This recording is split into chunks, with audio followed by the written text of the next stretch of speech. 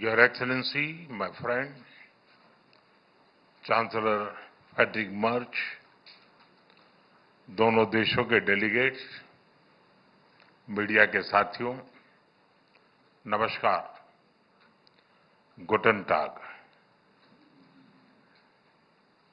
आज स्वामी विवेकानंद जयंती के दिन चांसलर मर्च का भारत में स्वागत करना मेरे लिए विशेष प्रसन्नता का विषय है।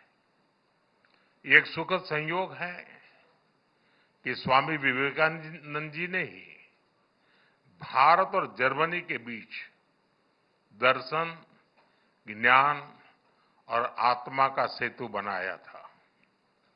आज चांसलर मर्च की यह यात्रा उसी सेतु को नई ऊर्जा, नया विश्वास और नया विस्तार प्रदान कर रही है।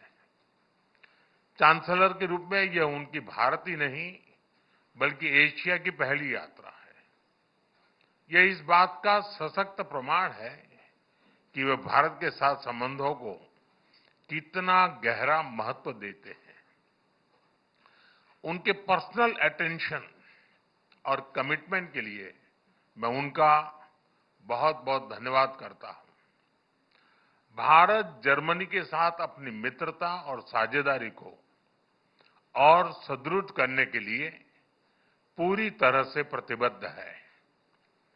गुजरात में हम कहते हैं, आवकारो मीठो आपजे रे, यानी स्नेह और आत्मीयता से स्वागत करना। इसी भावना के साथ हम चांसलर मर्च का भारत में हार्दिक अभिनंदन करते हैं। फ्रेंड्स, चांसलर मर्च की ये यात्रा एक विशेष समय हो रही है। पिछले वर्ष हमने अपने रणनीतिक साझेदारी के 25 वर्ष पूरे किए और इस वर्ष हम अपने राजनयिक संबंधों के 75 वर्ष भी मना रहे हैं। ये माइलस्टोन्स केवल समय की उपलब्धियां नहीं है, ये हमारी साझा महत्वाकांक्षाओं, परस्पर विश्वास और निरंतर सशक्त होते सहयोग के प्रतीक है। भारत और जर्मनी जैसे देशों की अर्थव्यवस्थाओं के बीच करीबी सहयोग पूरी मानवता के लिए महत्वपूर्ण है। बढ़ते व्यापार और निवेश संबंधों ने हमारे स्ट्रेटेजिक पार्टनरशिप को नई ऊर्जा दी है। हमारा द्विपक्षीय व्यापार अब तक के अपने सर्वोच्च स्तर पर पहुंच चुका है और $50 बिलियन के आंकड़े को पार कर गया है। 2000 से अधिक जर्मन कंपनियां लंबे समय से भारत में मौजूद है।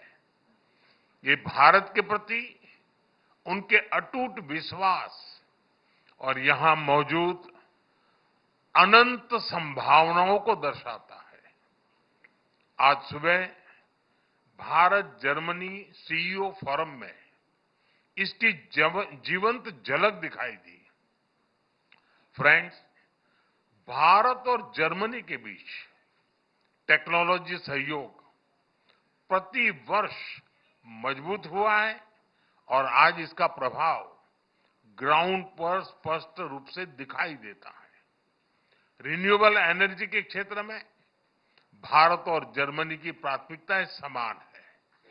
इसमें सहयोग को बढ़ाने के लिए हमने India Germany centre of excellence स्थापित करने का निर्णय लिया है। ये नॉलेज, टेक्नोलॉजी एंड इनोवेशन का साझा मंच बनेगा। हम क्लाइमेट, एनर्जी, अर्बन डेवलपमेंट और अर्बन मोबिलिटी जैसे क्षेत्रों में मिलकर नई परियोजनाओं को आगे बढ़ा रहे हैं। ग्रीन हाइड्रोजन में दोनों देशों की कंपनियों का नया मेगा प्रोजेक्ट भविष्य की ऊर्जा के लिए एक गेम चेंजर साबित होगा। भारत और जर्मनी सिक्योर, ट्रस्टेड और रेजिलिएंट सप्लाई चेन के निर्माण के लिए मिलकर के काम कर रहे हैं।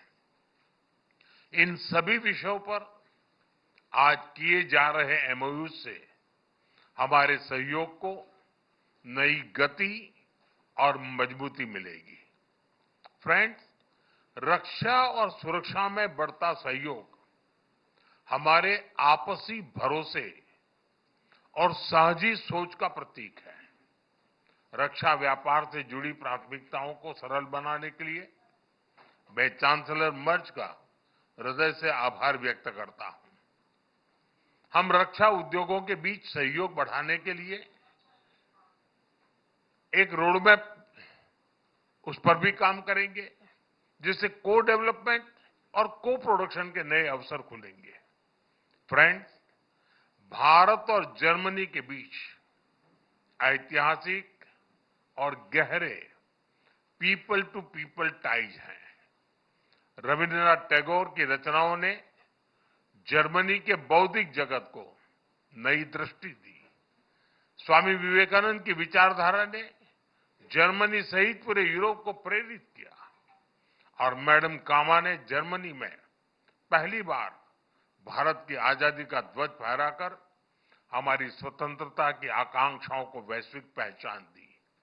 आज हम इस ऐतिहासिक जुड़ाव को आधुनिक साझेदारी का रूप दे रहे हैं। माइग्रेशन, मोबिलिटी और स्किलिंग बढ़ाने पर विशेष बल दिया गया है। भारत की टैलेंटेड युवा शक्ति जर्मनी की अर्थव्यवस्था में महत्वपूर्ण योगदान दे रही है। आज ग्लोबल स्किल्स पार्टनरशिप पर जारी जॉइंट डिक्लेरेशन ऑफ इंटेंट इसी भरोसे का प्रतीक है। इससे खास तौर पर हेल्थ केयर प्रोफेशनल्स की आवाजाही आसान होगी। आज हमने खेलों के क्षेत्र में भी सहयोग को आगे बढ़ाने के लिए ठोस कदम उठाए हैं। यह युवाओं को जोड़ने का एक प्रभावी माध्यम बनेगा। आज हायर एजुकेशन पर बना कॉम्प्रिहेंसिव रोडमैप शिक्षा के क्षेत्र में हमारी साझेदारी को नई दिशा देगा। मैं जर्मन विश्वविद्यालयों को भारत में अपने कैंपस खोलने के लिए आमंत्रण देता हूं। भारतीय नागरिकों के लिए वीजा फ्री ट्रांजिट की घोषणा के लिए मैं चांसलर मर्ज का आभार व्यक्त करता हूं। इससे दोनों देशों के लोगों के बीच नजदीकियां और बढ़ेगी।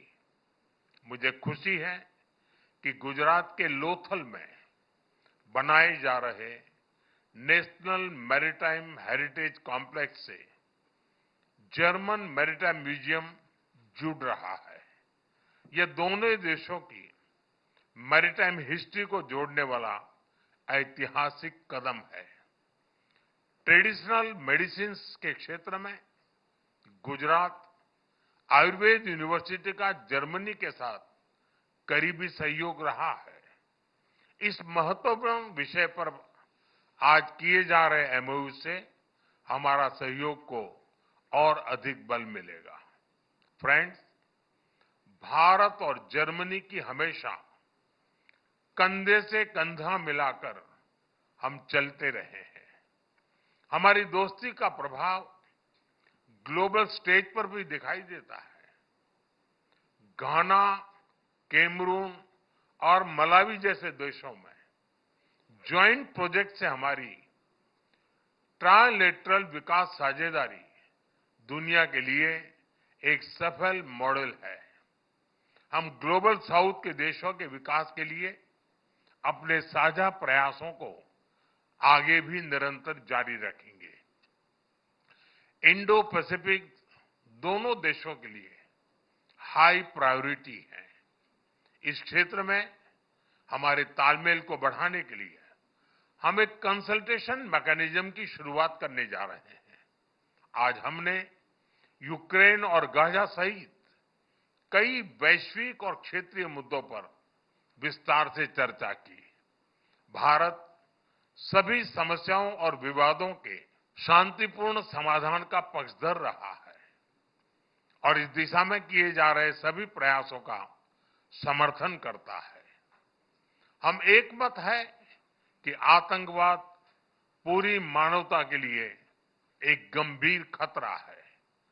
भारत और जर्मनी इसके विरुद्ध एकजुट होकर पूरी दृढ़ता से लड़ाई जारी रखेंगे। भारत और जर्मनी सहमत है कि ग्लोबल चैलेंजेस से निपटने के लिए ग्लोबल इंस्टीट्यूशंस में सुधार अत्यंत महत्वपूर्ण है।